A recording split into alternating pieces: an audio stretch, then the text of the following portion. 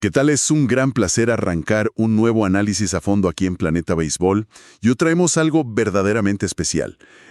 Vamos a desmenuzar un artículo excelente publicado en el blog.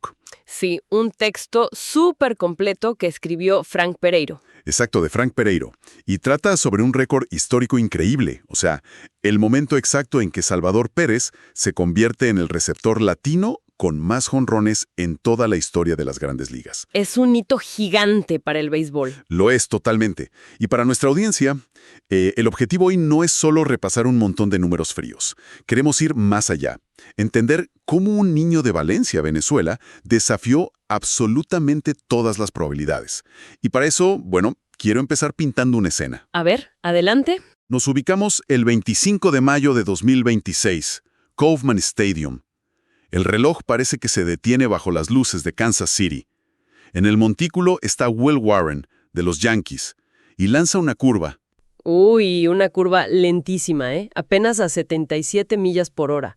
De esas que flotan en el aire y te rompen toda la paciencia. Tal cual. La biomecánica dice que ante un pichó tan lento, el instinto natural es adelantar el swing, ¿no? O sea, perder por completo el balance. Sí, el cuerpo siempre se te va hacia adelante. Pero Pérez lleva décadas leyendo esas trayectorias. Ejecuta un swing súper limpio, casi sin esfuerzo. Y la pelota viaja 393 pies hacia el jardín izquierdo. Es que ese momento es pura magia deportiva. Ese fue el batazo número 312, el que superó los 311 de la leyenda Iván Poch Rodríguez. Con ese swing se instaló solo en la cima de los receptores latinos. Una locura total. Y fíjate que es vital analizar esa escena en particular, porque a 77 millas por hora generar el poder suficiente para sacarla del parque requiere una fuerza en el torso que francamente un catcher de 35 años ya no debería tener. Estoy 100% de acuerdo. Y aquí es donde la publicación nos invita a hacer una conexión temática muy buena. O sea, para entender la fuerza de ese swing en Kansas City, hay que retroceder bastante en el tiempo. Ir a los orígenes. Exacto. Hay que ir a los campos de tierra de la Bocaina, allá en Valencia, estado Carabobo, porque ahí es donde se forjó realmente esa memoria muscular. ¿Es que no se puede entender el destino sin mirar primero de dónde salió? Tal cual. Y el relato personal es fuerte.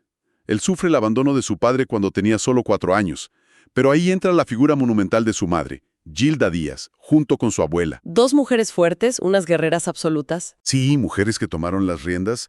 Y vamos a desempacar esto porque hay un detalle financiero en la historia que me parece la clave de toda su ética de trabajo posterior. Ah, claro. Te refieres al famoso bono de firma. Exactamente. Hoy en día estamos acostumbrados a ver a estos prospectos de 16 años firmando por millones de dólares. Pero cuando Kansas City firma a Salvador a esa edad, el bono es de, unos modestos $65,000. Que en la industria de hoy, digo, eso casi no es nada. Significa que la organización no tiene un interés económico fuerte en protegerte. Si fallas, te cortan, traen al siguiente y se acabó. Cero margen de error. Pero lo que te vuela la cabeza de verdad es qué hace un adolescente con ese primer cheque. Su primera decisión como profesional es construirle una casa a su mamá. ¡Wow! Eso te demuestra un nivel de claridad y madurez tremendo para un chico de esa edad. O sea, él entendió desde el día 1 que su carrera no era un proyecto individual, era una empresa de rescate familiar. Y esa presión puede destruir a un muchacho. O puede crear, bueno, un enfoque inquebrantable en el plato. Y además, hay que sumar otra presión grande, que es el peso de la historia del béisbol venezolano. Muy claro, el linaje histórico de los catchers allá. Exacto. Por décadas, la figura inmensa de Boz Díaz fue el gran referente. Era el estándar de oro con el que se medía cualquier receptor venezolano en Grandes Ligas. Un ídolo en su país. Y lo fascinante aquí es cómo Pérez asimiló ese tremendo legado y lo elevó a otra dimensión, al punto de coronarse como el gran capitán de esa selección de Venezuela que ganó el Clásico Mundial en 2026. Fue el líder táctico y espiritual de un equipo lleno de estrellas. Y me encanta una analogía que podemos plantear aquí. Es como si Salvador fuera un árbol con raíces tan profundas en su comunidad que ningún viento de fama pudo arrancarlo. Es una imagen súper bonita. Y el artículo del blog subraya eso al mencionar la Fundación Salvador Pérez y su academia. Claro, operando hoy en día exactamente en los mismos campos de la Bocaina donde él creció. El círculo se completa ahí mismo. Es maravilloso. Pero, volviendo al terreno de juego, Esa misma resiliencia que forjó en Venezuela es la que le permitió sobrevivir a la posición más brutal y exigente de todo este deporte. La receptoría. Que de verdad a veces la gente minimiza lo que implica el día a día. Sí, totalmente. Y hay que hacer una traducción de los números, porque 312 jonrones para un receptor equivalen biomecánicamente a, no sé, 500 jonrones para cualquier otra posición. El desgaste no tiene paralelo. Ponerse en cuclillas cientos de veces por noche, los pelotazos, el dolor constante. Y sumémosle la carga mental, ¿no? Exacto. La inmensa carga cognitiva de dirigir el picheo y manejar la ansiedad de los lanzadores en tiempo real. Fíjate, déjame presionar un poco con esta idea para que quienes nos escuchan logren dimensionar esto. Ser catcher y además ser bateador de poder es como ser el coordinador defensivo de un equipo de fútbol americano. Ajá, a ver. O sea, tienes que memorizar todas las tácticas del rival mientras alguien te da golpes con un martillo en las articulaciones. Y después de ese castigo, te exigen que salgas al campo a ser el mariscal de campo estrella para anotar puntos. Es brutal cuando lo pones en esa perspectiva. Y eso le da un valor gigante a lo que hizo frente al récord de Poch Rodríguez. Porque recordemos, Poch es miembro de Cooperstown y tiene 13 guantes de oro. El estándar de la posición, una leyenda. Pero a Poch le tomó un maratón absoluto de 21 temporadas construir su marca de 311 jonrones. 21 temporadas. Así es, y Salvador logró rebasarlo en solo 16 temporadas. O será, lo destrozó en tiempo récord. Son 5 años menos de tiempo de servicio. Es una compresión de poder ofensivo que desafía la lógica. Y los detalles de ese récord son buenísimos. El home run del empate, el 311, fue el 20 de mayo contra Connelly Erling, un zurdo de Boston. El batazo salió a 109.8 millas por hora y viajó 379 pies. Un misil absoluto. Nada de suerte ahí con el viento. Lo que nos deja un podio de receptores latinos muy claro hoy. Pérez arriba con 312, Poch con 311 y Jorge Posada más atrás con 275. Así es. Aunque haya matiz metodológico que la publicación aclara con mucha precisión, y es que 241 de esos jonrones de Salvador fueron conectados alineando estrictamente como catcher. Ok, ¿y el resto de los jonrones? El resto han llegado desempeñando funciones como primera base o bateador designado. Claro, y siempre hay algún purista del béisbol que dice, bueno, entonces esos jonrones manchan el récord porque no estaba detrás del plato. Siempre, nunca falta. Pero, digo, analizando esto lógicamente con la curva de envejecimiento natural, las rodillas de un catcher suelen desintegrarse a los 30 años. Que la organización decida ponerlo de designado es simplemente proteger la inversión para no perder su bate, ¿verdad? 100%. Sería un error de análisis penalizarlo por adaptarse al desgaste. Es esa adaptación táctica lo que le ha permitido mantener una cadencia de poder sostenida increíble. Y aquí es donde las estadísticas se ponen verdaderamente interesantes, porque revisar los datos de consistencia que da el blog es casi absurdo. A ver, diles ese dato. Lleva 8 temporadas completas consecutivas bateando 20 o más jonrones. Es que mantener esa explosividad muscular en las piernas durante casi una década corrida, con todo su desgaste, es una anomalía fisiológica gigante. Y el pico máximo de esa locura llegó en el 2021. Ah, claro, la temporada de los 48 jonrones. Exacto. O sea, 48 en un solo año.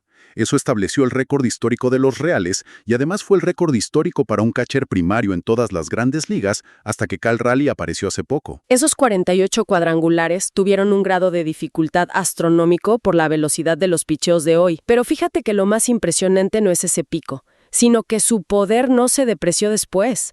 En 2025, ya con 35 años encima, conectó 30 jonrones. Es que parece que el tiempo no pasa para él. No baja nada el ritmo.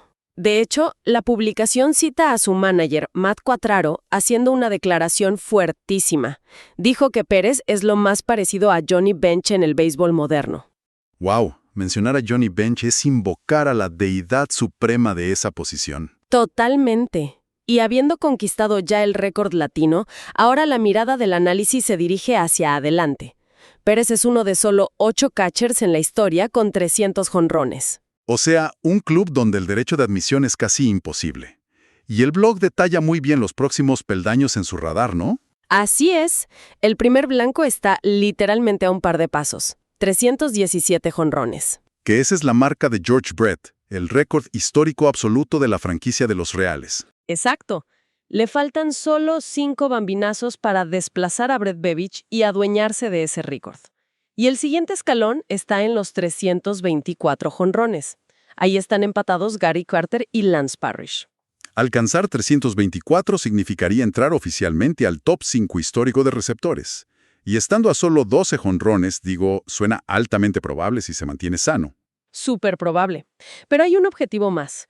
Uno que la publicación describe casi como un blanco silencioso. El número 351. 351 cuadrangulares. Llegar ahí significaría superar a Yogi Berra y quedarse con el tercer lugar de todos los tiempos en la posición, solo por detrás de Mike Piazza y Carlton Fisk. Palabras mayores en la historia del béisbol. Pero, jugando al abogado del diablo un segundo con la biomecánica, le faltan casi 40 jonrones. A los 35 años y con esos kilómetros acumulados, las proyecciones estadísticas realmente ven a Yogi Berra como una meta realista. Bueno, la matemática pura dicta que necesitaría promediar unos 13 a 15 jonrones por temporada durante los próximos 3 años. No suena descabellado. No es una locura matemática. Su fuerza bruta sigue intacta. El factor real será la elasticidad de sus tendones. Si Kansas City gestiona bien sus turnos como designado, superar a Berra entra completamente en el terreno de lo posible. Qué fascinante. Lo que transforma esto en un evento en pleno desarrollo. El swing curvo a 77 millas por hora de Will Warren ya es historia, pero el impacto de este bateador sigue activo cada noche. Y nos obliga a auditar cada paso que da rumbo a Cooperstown. Es que de verdad altera cómo vamos a evaluar a futuros receptores. Y precisamente ese choque entre su biología y la historia es lo que nos deja con un debate final súper interesante. A partir de toda la información de la publicación, emergen 2 preguntas abiertas para quienes nos están escuchando hoy, para que lo piensen bien. Me gustan estas interrogantes. A ver. La primera es directa sobre los límites físicos. ¿Existe la viabilidad real en el cuerpo de Pérez para sostener este ritmo de poder 3 años más y arrebatarle a la leyenda a Yogi Berra ese tercer lugar histórico? Es el gran misterio fisiológico que vamos a presenciar. Y la segunda pregunta apunta directo a los votantes del Salón de la Fama. Si de ahora en adelante, para preservar su salud, Kansas City lo utiliza abrumadoramente como bateador designado hasta que cumpla 40 años. Pauso. Quiero plantear bien la duda. Te sigo. Si pasa eso, ¿cómo afectará su transición final para entrar a Cooperstown? Es un dilema tremendo. Queda la duda de si los votantes valorarán más la espectacularidad de su bate o si le aplicarán una penalización silenciosa por no cerrar su carrera detrás del plato. Un debate apasionante que se irá resolviendo noche a noche. Por ahora, es súper recomendable ir a leer el artículo completo de Frank Pereiro en el blog para profundizar en cada uno de estos datos fascinantes. Sí, la verdad, no se pueden perder ese texto. Y bueno, la invitación está abierta para sumarse a las comunidades de Planeta Béisbol en X, Instagram, Telegram y WhatsApp para continuar esta gran conversación. El béisbol sigue su curso, y aquí estaremos para desmenuzarlo. Ha sido un gusto. Hasta la próxima inmersión.